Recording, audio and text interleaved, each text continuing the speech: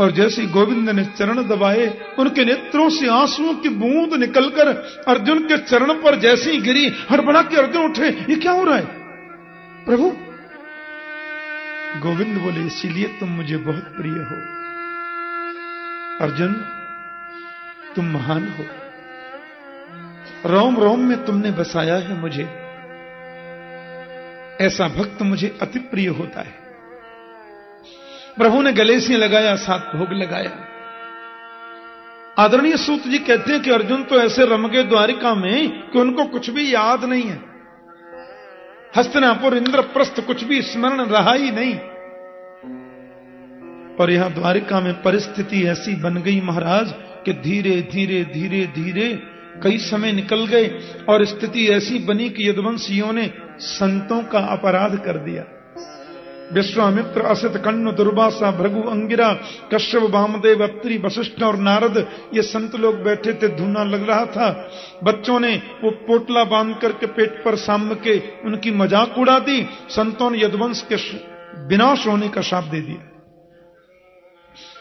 जीवन में प्रयास ये करो कि दुआएं सबकी ली जाए, बद्दुआ किसी की नहीं। और शास्त्रों में लिखा है कि दुआ में जितनी ताकत है उतनी दवा में नहीं होती। इसलिए महापुरुषों के सन्मुख जब भी आओ उनको नमन करो, उनके सामने झुको। हमारा ऐश्वर्य बढ़ेगा, श्री वृद्धि होगी, यश की प्राप्ति होगी। संतों को नमन करना चाहिए। बच्चों से गलती हो गई, यदुवंशी राजकुमारों से अपराध हो गया और लौह पिंड को पीस कर उन्होंने समुद्र किनारे डाल दिया। वो किनारे आकर एरका नाम की घास पूरे जंगल में फैल गई और यदुवंशियों में झगड़ा शुरू हो गया, एक दूसरे को मारने लगे। कहते कि अर्जुन वहीं हैं, कृष्ण बलराम भी बचाने दौड़े, किसी ने सुनी नहीं और लड़ते लड़ते पूरे यदुवंश का विनाश हो गया। बलराम जी शेष बनकर के क्षीर सागर में चले गए और हमारे गोविंद भी किसी को निमित्त बना करके अंतर्धान हो गए। प्यार से बोलो जय श्री कृष्ण।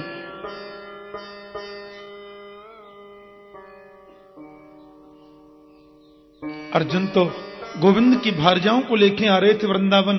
कन्हैया ने कहा था कि तुम हमारी पत्नियों को वृंदावन ले जाना, किशोरी राधा रानी की सन्निधि इनको प्राप्त होगी तो कल्याण होगा। अर्जुन लेके आ रहे थे तो स्वयं गोविंद ही गोप बनकर गए, अपनी पत्नियों को लूट लिया, ये बताने के लिए कि तेरा गांडीव धनुष भी मेरे बिना किसी काम का नहीं है। अर्जुन को तो ऐसा लगा जैसे हम लुट गए। यहां परीक्षित बड़े हो रहे हैं। यद्यपि श्री विदुर जी महाराज आज आए थे हस्तिनापुर में और सांकेतिक भाषा में उन्होंने थोड़ा युधिष्ठिर जी को संकेत कर भी दिया और विदुर ने आकर के धृतराष्ट्र जी को बहुत फटकार लगाई, बहुत डांट लगाई। अपने बेटा बेटी कोई रहा नहीं तो अब जिनको तुम मारना चाहते थे उनके हाथ का भोजन करके पड़े रहते हो। क्या हो महीयसी जंतो जीविता सा यथा भवान भीमापवर्जितम पिंडम आदत्ते गृहपालवत्। ऐसी जीने की इच्छा, तुम्हारे पुत्र सब समाप्त हो गए तो पांडवों के घर का भोजन करके पड़े रहते हो, शर्म नहीं आती? धृतराष्ट्र के मन में ऐसा प्रबल वैराग्य आया, पत्नी गांधारी को लेकर के वन को चले गए। युधिष्ठिर जी सवेरे प्रणाम करने आए, बोले ताऊ जी कहां चले गए? बहुत रोए। विदुर ने उनको समझाया। अर्जुन का तो चेहरा काला पड़ गया, मुखमंडल की श्री जाने कहां चली गई, तेजस्विता चली गई। अर्जुन जैसी हस्तिनापुर में आए, युधिष्ठिर जी बड़े गदगद हुए। आओ अर्जुन, ओहो इतने दिन के बाद आते हो, तुम तो द्वारिका जाने के बाद कुछ भी तुम्हें याद रहता नहीं है। कन्हैया मिल गए, मानो सब कुछ मिल गया है। अरे भाई यहाँ भाई भी रहते हैं तुम्हारे, माता भी रहती हैं, और देखो तुम्हारा पोता परीक्षित बड़ा हो रहा है, बहुत समझदार है, उम्र से 15 साल आगे चल रहा है। भैया ये तो बहुत ही बुद्धिमान है, रोज प्रणाम करता है, हम लोगों के पास बैठता है, हमारी सारी बातें सुनता है, बड़ा गंभीर है ये। कैसे हैं कृष्ण? क्या बात है? अर्जुन तो बोलता क्यों नहीं? वसुदेव जी स्वस्थ है ना? वसुदेव और वासुदेव दोनों ठीक है ना? मामी जी देवकी जी एकदम अच्छी है ना? उग्रसेन महाराज और यदुवंशी जितने भी हैं सब सानंद है ना? लेकिन बात क्या, तू बोलता क्यों नहीं? मैं इतनी देर से बोले ही जा रहा हूं तो कुछ बोलता ही नहीं। क्या बात है? तुम्हारे चेहरे का तेज किधर चला गया? नष्ट तेजो विभासी में। मानव के चेहरे के तेज को नष्ट होने के 3 कारण हो सकते हैं। अगम्या नारी के संग समागम से भी तेज नष्ट होता है। गौ माता का गलती से भी अपमान किया जाए या बहुत बड़ा अपराध हो जाए तो भी शरीर का तेज नष्ट हो जाता है। या जिसके बिना जीवन में हमने रहना नहीं सीखा, वो हमें हमेशा को छोड़कर चले जाएं तो भी तेज नष्ट होता है। ऐसी गलती कोई तुमसे तो नहीं हुई? इतनी बात सुनी थी कि अर्जुन तो युधिष्ठिर के चरणों में धड़ाम से गिर पड़े। बोले वंचितो हम महाराज हरिणा बंधु रूपिणा ये न मे परितं तेजो देव विस्मापनम महत। भाई जी हम तो लुट गए। हमारे प्राण वल्लभ योगेश्वर कृष्ण हमें छोड़ करके चले गए। अपने चरणों का आश्रय प्रदान करने वाले मेरे जगदीश्वर गोविंद हमें अनाथ छोड़ करके चले गए। यस्या द्रुपद गेहम उपागतानाम राज्ञाम स्वयंवर गृहे स्मर दुर्मदानाम। जिनकी कृपा से हमने द्रुपद महाराज के यज्ञ में द्रौपदी जैसी भार्या को प्राप्त किया। कृच्छ्रा दुर्वास सौर भेता देवताग्र भोग्य साकन्य शिष्टम उपयोज्य तस्त्रलोकिम तृप्ताम मस्त सलिले बिनिमग्न संग। दुर्वासा ऋषि 10,000 शिष्यों को लेकर के पधारे थे भाई जी, और हमारे अक्षय पात्र में कुछ भी बचा नहीं था। मेरे गोविंद ने आकर कैसी लीला करी। संतों का नहाते नहाते पेट भर गया और उनके शाप से हम लोग बच गए। आज वही प्राण वल्लभ श्री कृष्ण हमें छोड़ करके चले गए। जिनकी कृपा से किरात रूप में पधारे हुए भगवान शंकर को मैंने संतुष्ट कर दिया, जिनकी कृपा से पराम्बा जगदम्बा देवी की मुझ पर कृपा हो गई, आज वही हमारे जगदीश्वर गोविंद हमें छोड़कर चले गए। कैसे हुआ? क्या हुआ? और यदुवंशियों ने संतों का अपराध किया, शाप लग गया और लड़ झगड़ कर आपस में सब मर गए। चतु पंचा बशेषता 10, 20, 50 बचे होंगे, बाकी सब खत्म। और मैं उनकी भारजाओं को लेकर के आ रहा था भाई जी, भीलों ने लूट लिया। गोप स्वयं कृष्ण आए थे बनकर, ये किसी को मालूम नहीं। माता कुंती दरवाजे के पीछे खड़ी थी और कुंती ने यह सुना ही था कि श्री कृष्ण चले गए। धड़ाम से जमीन पर गिर पड़ी और 1 मिनट में प्राण निकल गया, मर गई। कृष्ण के वियोग को माता कुंती बर्दाश्त न कर सके। युधिष्ठिर बोले अर्जुन से, अरे भोले भंडारी, इतने दिनों के बाद तू द्वारिका से लौटकर आया भी तो यह अप्रिय समाचार लेकर के आया। रोते रोते माता के संस्कार किए और पांडवों ने निश्चय कर लिया। युधिष्ठिर बोले जब गोविंद ही इस भूमि पर अब विराजमान नहीं है तो हम लोग रह करके क्या करेंगे। और नन्हे से परीक्षित को सबने गद्दी पर बिठाया, तिलक कर दिया। हस्तिनापुर के सम्राट महात्मा परीक्षित हैं, क्योंकि कृष्ण के वियोग में हम रह नहीं सकते। मैं तो बहुत छोटा हूं, आप क्या कर रहे हैं बाबा, मैं तो कुछ जानता नहीं हूं। बोले परवाह नहीं बेटा, जब तक तुम्हारी शिक्षा पूर्ण नहीं हो जाए, हमारे महामंत्री और कुलगुरु राजपाठ में तुम्हारी सहायता करेंगे, राजनीति के गुर तुम्हें सुनाएंगे, सिखाएंगे महात्मा हमारे महामंत्री। गुरुदेव तुम्हें आध्यात्मिक, आदि दैविक, आदि भौतिक शिक्षा प्रदान करेंगे। व्यावहारिक शिक्षा भी तुम्हें हमारे कुलगुरु प्रदान करेंगे। और हम तो इतना ही कहते हैं परीक्षित कि जीवन में 3 बातें याद रखना, तुम्हारा यश बढ़ेगा। पहले प्यार से बोलो जय श्री कृष्ण। पहली बात तो यह कि शरण में शत्रु भी आ जाए, एक बार उसको जरूर माफ कर देना। क्षमा बड़न को चाहिए, छोटन को अपराध।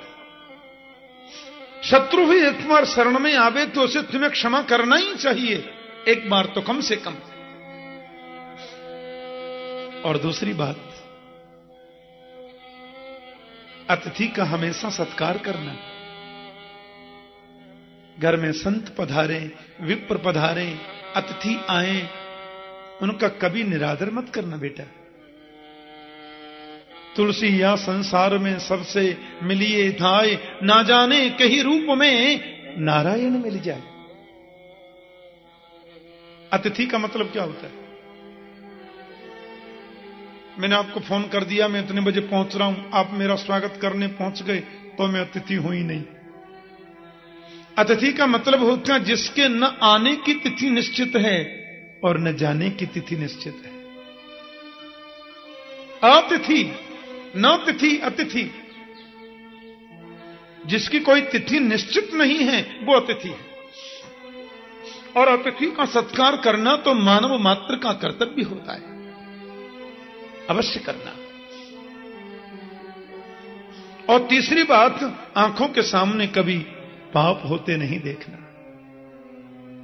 क्योंकि मुझे लगता है कि पाप करना जितना पाप है, पाप होते देखना भी उतना ही बड़ा पाप है। पांडव लोग स्वर्ग को जा रहे हैं। महाराज रास्ते में जितने तीर्थ हैं, तीर्थों का सेवन किया, परीक्षित को राज्य गद्दी देकर के चले गए।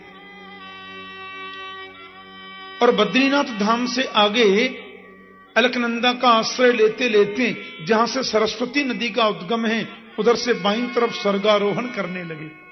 उसको सतोपथ बोलते हैं, स्वर्गारोहण। लेकिन वेद के विरुद्ध एक भी आचरण जिसने किया है, वह कोई भी व्यक्ति सशरीर स्वर्ग नहीं जा सकता। प्यार से बोलो जय श्री कृष्ण। पांडव लोग जब स्वर्ग को प्रस्थान कर रहे थे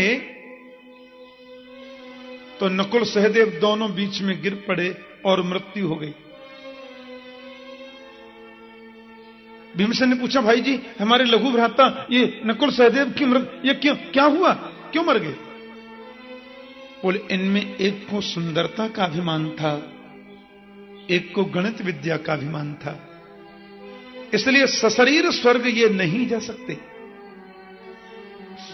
थोड़ा और आगे गए, महारानी द्रौपदी का पतन बीच में हो गया। भाई जी इनका पतन बीच में क्यों हुआ? युधिष्ठिर बोले, भीमसेन पति तो हमें इसके 5 थे, पर द्रौपदी का आकर्षण अर्जुन के प्रति ज्यादा था, इसलिए द्रौपदी भी सशरीर तो नहीं जा सकती। थोड़ा और आगे गए, अर्जुन भी गिर पड़े। भाई जी हमारे भैया अर्जुन क्यों गिरे? बोले, अर्जुन को गांडीव का बड़ा अभिमान था, और गांडीव के अभिमान में आकर एक बार तो इसने कृष्ण के लिए भी बहुत आदर सूचक शब्द प्रयोग नहीं किए थे। एक बार तो अर्जुन ने यहां तक कह दिया था कि राहम संकर्षणो ब्रह्मन न कृष्णो कार्ष्णिरेव च अहम बा अर्जुनो नाम गांडीवम यस्य वैधनो। पंडित जी से बोले, पंडित जी मैं कृष्ण नहीं हूं, मैं बलराम नहीं हूं, मैं प्रद्युम्न अनिरुद्ध भी नहीं हूं, अहम बा अर्जुनो नाम, मैं अर्जुन हूं महाराज। गांडीवम यस्य वैधनु, अहंकार हो गया था इसे। यह मनुष्यत्व में दुर्गुण है। और ये सशरीर स्वर्ग नहीं जा सकता। थोड़ा और आगे गए तो भीमसेन भी लड़खड़ा कर गिरे और मरते मरते पूछने लगे, भाई जी मैं बीच में क्यों मर जाऊं, मेरे लिए तो बता दो। हंसकर बोले, तुम बहुत ज्यादा खाते थे। बोलो जय श्री कृष्ण। यावत भियेत जठरम तावत सत्वम ही देहि नाम, भागवत में लिखा है। भागवत में ये मंत्र है, यावत भ्रियेत जठरम तावत सत्वम ही देहि नाम अधिकम योभिमन्येत सस्तेनो दंडमर्हति। जितने से अपना काम चल जाता है उससे ज्यादा की इच्छा यदि कोई रखता है, सस्तेन, वो चोर है। स्तेन चोर को बोलते। और दंडमर्हति, वो दंड का अधिकारी। भीमसेन चले गए। अब शरीर के सहज स्वर्ग में तो केवल युधिष्ठिर जी महाराज जा रहे हैं। थोड़ी दूर ये पहुंचे ही थे कि यमराज के दूत इनको पहले नरक में ले गए। अरे भाई सुनिए, हमको नरक में क्यों लाए हो? बोले आपने अपने जीवन में एक बार झूठ बोला था। नहीं, मैंने तो कभी नहीं बोला। एक बार बोला था आपने, याद करो। अश्वत्थामा नरोबा कुंजरोबा। द्रोणाचार्य तो पांडवों की सेना को बिछाते जा रहे थे। पांडव लोग बड़े चिंतित हो गए। गोविंद से बोले, अब नहीं छोड़ेगा गुरुजी किसी को। भगवान ने कहा, सवेरे 4:30 बजे समाधि में बैठते हैं, तुम लोग जाके इनको प्रणाम करना। वो आंखें खोलते नहीं है, आंख बंद करते करते पूछ लेंगे क्या बात है, क्योंकि वो समझेंगे कौरव मुझे रोज प्रणाम करने आ रहे हैं। आते हैं आज 15 मिनट पहले आ गया, जबकि आते सब टाइम से ही थे।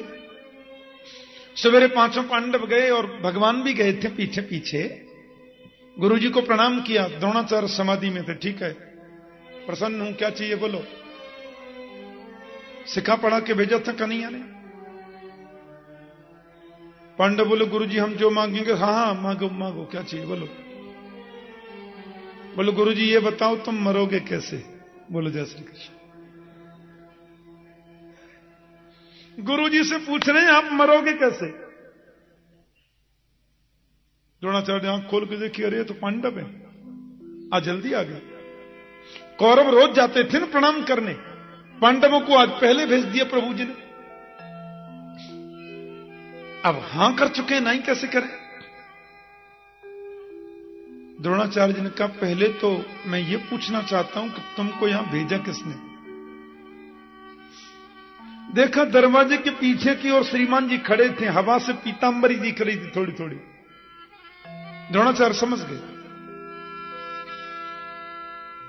बोले जिसका वो रक्षक है पीतांबरधारी, उसको भय नहीं करना चाहिए। और मेरे मरने का जहां तक प्रश्न है बेटा, द्रोणाचार्य के हाथ में धनुष बाण तब तक है, देवराज इंद्र भी उसको परास्त नहीं कर सकता। यह पक्की बात है। और मैं धनुष बाण फेंक दूं, मुझे निहत्थे को कोई भी मार सकता है। और जब तक मैं अप्रिय समाचार नहीं सुनूंगा तब तक मैं धनुष बाण फेंक नहीं सकता। और तुम जानते हो प्रिय कौन हो सकता है मेरे जीवन में? एक ही तो बेटा है मेरा, अश्वत्थामा। उसका अप्रिय मैं बर्दाश्त नहीं कर सकता, यही मेरी मौत का कारण हो सकता है। देखो कितने महापुरुष अपने मरने का कारण भी बता दिए। पांडव लोग आ गए। कौरवों की सेना में एक हाथी था, उसका नाम भी अश्वत्थामा ही था। भीमसेन ने वो अश्वत्थामा हाथी उठाया, धड़ाम से जमीन पर पटक दिया, जोर जोर से चिल्लाने लगे, अश्वत्थामा मारा गया, अश्वत्थामा मारा गया। द्रोणाचार्य बोले, तुम झूठ भी बोलते हो, तुम्हारी बात मैं मानूं कैसे? हां युधिष्ठिर यदि कह दें कि अश्वत्थामा मारा गया तो धनुष बाण तो मैं फेंक ही दूंगा। अब युधिष्ठिर की बगल में आ गए कन्हैया, दूसरे रथ पे थे, और इशारे से बोले, बोलो बोलो अश्वत्थामा मारा गया। युधिष्ठिर बोले, आदमी थोड़ी मारा, मैं नहीं बोलता। कन्हैया बोले, जल्दी बोलो अश्वत्थामा मारा गया। युधिष्ठिर बोले, जो आदमी कभी झूठ नहीं बोलता उसको बोलना पड़े तो बड़ा डरता डरता बोलता है, और झूठ में भी वो सत्य बोल ही जाता है। अरे मैं कहता हूं जल्दी बोलो। अब युधिष्ठिर जी महाराज थोड़े से डर गए, बोले सुनिए, अश्वत्थामा हत बोल दिया। द्रोणाचार्य ने धनुष बाण फेंक दिया, बेटा नहीं रहा तो अपन रह के क्या करेंगे। और अन्य जैसी धनुष बाण फेंका महाराज, युधिष्ठिर बोले मेरी वजह से एक ब्राह्मण की हत्या हो जाएगी। पीछे से आया द्रौपदी का भाई धृष्टद्युम्न, और धृष्टद्युम्न ने आकर के महात्मा द्रोणाचार्य पर वार कर दिया और उनको मार दिया। बोलो जय श्री कृष्ण। लेकिन युधिष्ठिर जी महाराज जोर से बोले, नहीं नहीं, वो हाथी मरा है कि मनुष्य, जरा सोच लेना, मरा तो है लेकिन हाथी है कि मनुष्य। कन्हैया ने इतनी जोर का शंख बजाया कि वो बात उनको सुनने ही नहीं दी। आज यमराज के दूत कहते हैं आपने एक पल झूठ बोला था ना, एक पल के लिए आपको नरक में तो आना पड़ेगा। युधिष्ठिर जी बोले मैंने तो कभी नहीं बोला। बोले बोला तो था नरोबा कुंजरोबा। बोले हां वो बोला तो था, लेकिन वो तो कृष्ण के कहने से बोला था। कन्हैया वहीं प्रकट होकर बोले मैंने कब कहा था। युधिष्ठिर बोले आपने तो कहा था बोल दो। बोले मैंने जैसे कहा वैसा तुमने कब बोला। मैंने कहा वैसा ही तुम बोलते तो वो झूठ था ही नहीं। मैंने जो आपसे कहे थे उन शब्दों को याद करो। मैंने कहा था इतना बोलो, अश्वत्थामा हत, अश्वत्थामा मारा गया। आप यदि सिर्फ इतना बोलते कि अश्वत्थामा मारा गया तो आपकी बात झूठी थी ही नहीं, क्योंकि अश्वत्थामा को भीमसेन ने मार ही दिया था। अब यह तो आपसे कोई पूछ नहीं रहा था कि मरने वाला हाथी है कि मनुष्य। ये अपनी तरफ से ननू नचा क्यों लगाया तुमने। भीमसेन ने अश्वत्थामा हाथी मार दिया, बात खत्म। आप बोलते थे अश्वत्थामा मारा गया, आपकी बात झूठी थी ही नहीं। पर अपनी तरफ से जो आपने पीछे वाली लाइन जोड़ दी, जितना मैंने कहा उतना ही बोलना था। युधिष्ठिर बोलो दंडोत करता हूं तुम्हारी, कौन जीता तुमसे। एक क्षण नरक दर्शन करके युधिष्ठिर जी सीधे स्वर्ग को पधार। वो तो धर्मराज है, धर्म की गद्दी पर प्रतिष्ठित हुए। अब प्रश्न ये उठता है, एक बार झूठ का ये परिणाम है, और वो भी किसी के कहने से, अपनी तरफ से नहीं, तो भी उनको 1 मिनट नरक दर्शन करना पड़ा। तो कभी हम अपने को खोजें। बोलो जय श्री कृष्ण। हमारी हालत क्या है। इस कथा से हमको यही शिक्षा मिलती है। एक पल झूठ बोलने वाला, और वह भी युधिष्ठिर, साक्षात धर्मराज, उसको भी नरक दर्शन करना पड़ा। तो फिर हमारी स्थिति क्या है। कभी कभी अपना आत्म मंथन करें, कभी कभी अपने आप को खोजने की हम चेष्टा करें। राजर्षि परीक्षित तो बड़ी श्रद्धा से रहते हैं। गोविंद के चरणों में उनकी अद्भुत निष्ठा है, अद्भुत भक्ति, अद्भुत निष्ठा, अद्भुत प्रीति। शिक्षा बड़ी उच्च स्तरीय शिक्षा प्राप्त की। गुरुदेव का आशीर्वाद, प्रियजनों का आशीर्वाद, स्वजनों का आशीर्वाद, महात्माओं का आशीर्वाद, संतों का आशीर्वाद और पूरी प्रजा की शुभकामना। क्यों न बढ़ेंगे। दिनों दिन बढ़ रहे हैं महात्मा परीक्षित, और शादी भी हो गई। शादी का मतलब यह नहीं है कि हम विषय वासनाओं में इतने लिप्त हो जाएं कि दिन कब हुआ रात कब चली गई पता ही न चले। शादी का मतलब है अब तक अकेले भक्ति करते थे, पूजा करते थे, अब दोनों मिलकर के करेंगे। और गोविंद के दरबार में जब परीक्षित बैठ जाते तो उनको कुछ भी याद नहीं रहता। हाँ, मैंने तो कई जगह देखा है कि लोग कथा सुनते हैं तो उधर भी मोबाइल बज जाता है, और कई लोग तो नीचे सिर करके कथा में बैठे बैठे शेयर मार्केट की बात कर लेते हैं, कितना चढ़ा कितना उतरा। परीक्षित जब पूजा में बैठते, भजन में बैठते, तो सब कुछ भूल जाते हैं। सकृदेव प्रपन्नाय तवास्मीति तु याचते अभयम सर्वभूतेभ्यो ददाम्ये तद्व्रतम मम। भगवान के चरणों में बैठो तो सब कुछ भूल करके बैठो, तादात्म्यपन्न हो जाएं। वो हमको देख रहे हैं, हम उनको निहार रहे हैं, आंखों से आंखें मिलाओ। प्रभु को निहारना चाहिए। भज गोविंद गोविंद गोपाला, भज गोविंद गोविंद गोपाला, भज गोविंद गोविंद गोपाला, भज गोविंद गोविंद गोपाला। मेरा मुरली मनोहर नंद लाला, मेरा मुरली मनोहर नंद लाला, मेरा मुरली मनोहर नंद लाला, मेरा मुरली मनोहर नंद लाला। भज गोविंद गोविंद गोपाला, भज गोविंद जरा भाव से ताली बजा के गाइए। गोपाला, भज गोविंद गोविंद गोपाला, भज गोविंद गोविंद गोपाला। प्रभु मुरली मनोहर नंद लाला, प्रभु मुरली मनोहर नंद लाला, मेरा मुरली मनोहर नंद लाला, मेरा मुरली मनोहर नंद लाला। भज गोविंद गोविंद गोपाला, भज गोविंद गोविंद गोपाला, मेरा मुरली मनोहर नंद लाला, मेरा मुरली मनोहर नंद लाला, मेरा मुरली मनोहर नंद लाला, मेरा मुरली मनोहर नंद लाला, मेरा मुरली मनोहर नंद लाला, मेरा मुरली मनोहर नंद लाला, मेरा मुरली मनोहर नंद लाला, मेरा मुरली मनोहर नंद लाला।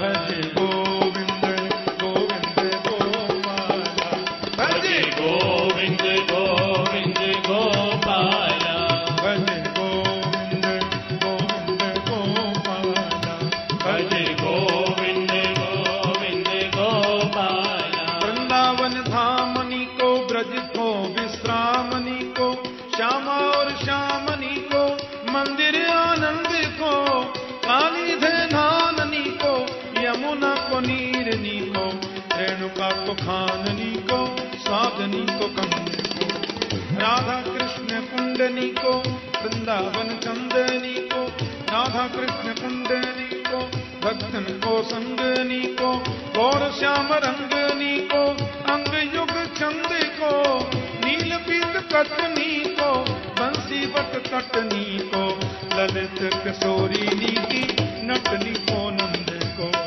गोविंद